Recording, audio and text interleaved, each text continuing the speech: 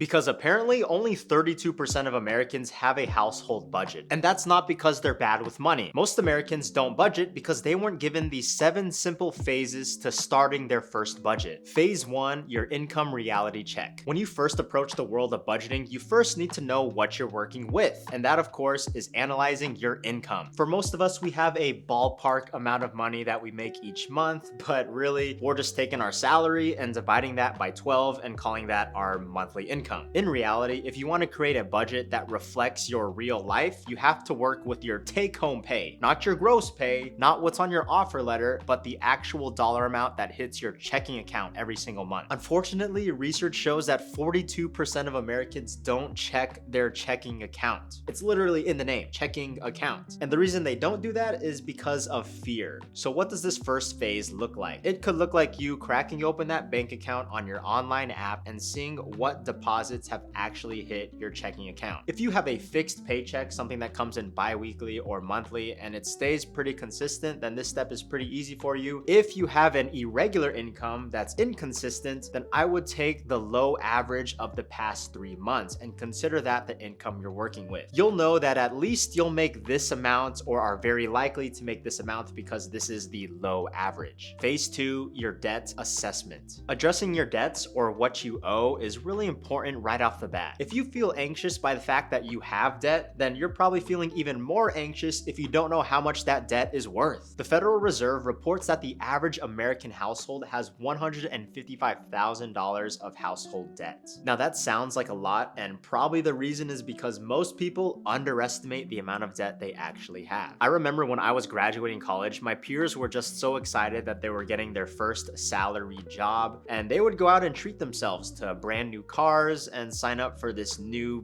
like $30,000 amount of debt. But what they didn't even consider was the amount of student loan debt that they already had the responsibility of paying off. They were just banking on their new big income to be able to make all these payments and hopefully pay off this debt in the next 15-20 years. So if you want to escape the debt cycle as quickly as possible, this is the time in phase 2 to list out your debts. Go to your lender's website and do whatever you need to do to figure out the total balance of debt that you need to pay off, as well as the minimum payment required with each of these debts. That's going to help us later on in the video. But honestly, guys, if you are doing these first 2 steps, congratulations. You are doing what most Americans are too afraid to do, which is to gain real awareness around your actual situation. The next step is where we're going to get into the actual budget, and by step 7, you're going to know if your budget is solid or not. Foundational expenses. In order to survive and take care of ourselves and our families, we have to cover some boring fixed expenses. Of course, that comes down to your shelter, your transportation, your food, and the utilities you need. All right, before we get into the expenses, let's recap where we are. If you have a paper in front of you, great. If you're writing this on your phone, awesome. And if you're gonna do this later, just make sure you set a reminder. But in phase 1, we wrote out our actual take-home pay. In phase 2, we have our debts listed out so we know what we have to attack. And now in phase 3, we're gonna list out our foundational expenses. Like, what are the dollar amounts going towards our rent? How much money is going towards groceries? How much is going towards our utilities on average each month? And how much are we putting towards our transportation, like gas and car maintenance? For most people making their budget for the first time, you have to crack open the bank account app once again, or go onto your website so that you can get an accurate gauge for how much you're spending on these categories. Of course, you might not be perfect this very first budget. I was horrible, like the first 3 months of budgeting, but over time, you're gonna slowly dial in and understand how much money actually goes towards these things, like groceries. Phase 4, your second paycheck. There's the first paycheck where your employer sent you money, but then there's the second paycheck that you send to yourself. And what this looks like is you saving money for you. This principle is typically called paying yourself first, but it's important to do this at the beginning of your budget so you're not just left at the end wondering, what money do I have left? And that's what I'm gonna save. Be proactive. Save that money for yourself first before you start looking into your other expenses in life. Variable and non-essential expenses. This is where we list out the spending categories that change with each month. For example, personal items. You might not always spend the same amount on just personal items every month. Clothing is also a variable expense, as well as dining out. And the reason I mentioned dining out is because in this phase, we're gonna list out the other non-essential expenses we also have, like our subscriptions, our gift giving, and even our entertainment. Now, I mentioned that I was bad with listing out my my fixed essential expenses, but with my variable expenses, I was even worse. So try your best to just estimate. How much do you expect to spend on clothing or personal items this upcoming month? And how much do you expect to spend on entertainment? It might not be accurate, but the most important thing is putting a number down on paper. We can adjust it later with each month. Let me know in the comments if at this point you're starting to feel your budget get a little tight, because we're gonna address that in other videos on this channel, so make sure to subscribe. Phase 6, fun money.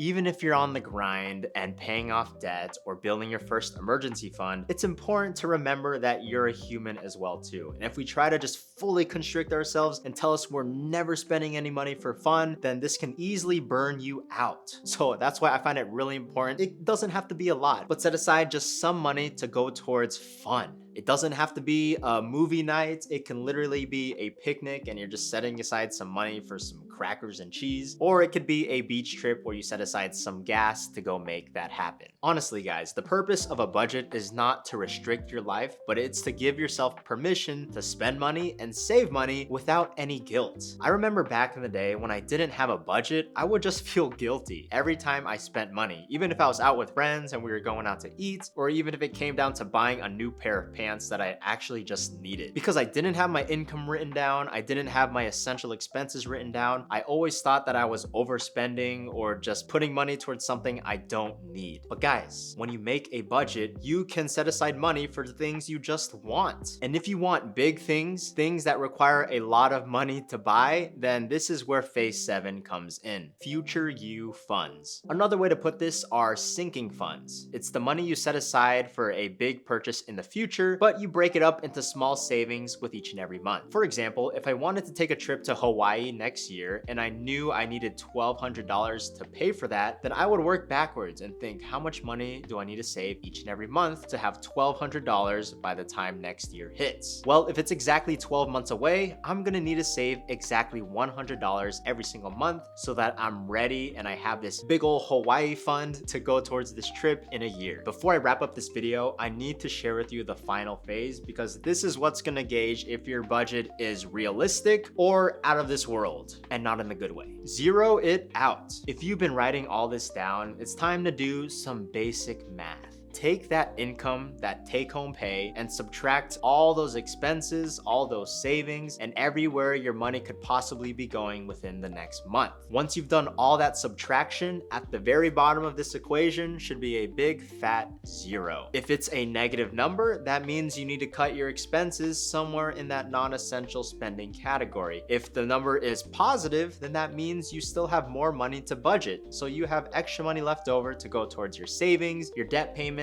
or just towards fun stuff. Now, for you who's been watching this video the entire time, I just want to thank you. But if you've watched this and you don't have any goals set, then everything you've seen was pointless. So watch this video where I help you determine what your financial goals should be at this phase of life. Give it a click and I'll see you guys over there.